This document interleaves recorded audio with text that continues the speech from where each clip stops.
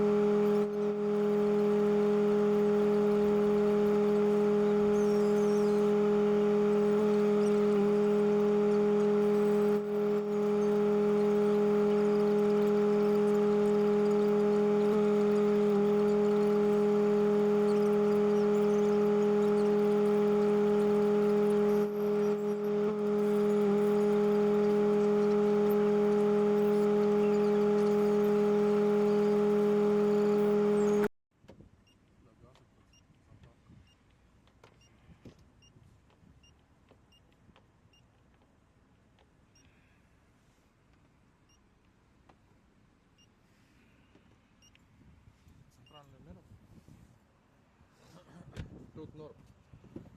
Здесь вот сверху. Ну тут хуйня, тут все нормально. Базик. По виду сейчас надо. Ладно. Так, на ней страховки нету, а где мы здесь проедем так, чтобы нас никто не убил нахуй?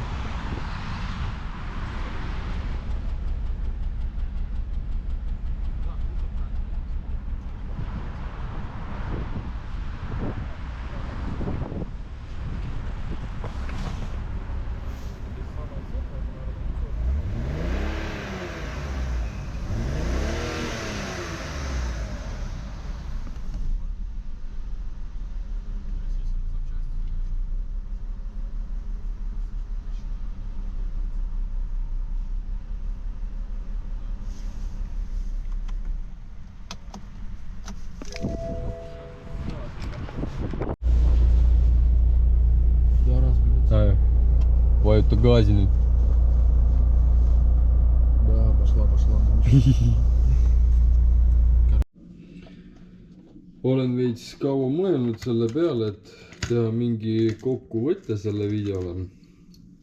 Ja ma arvan senikaua, kui ma Zipot hooldan, siis saab vaikselt infod edasi anda.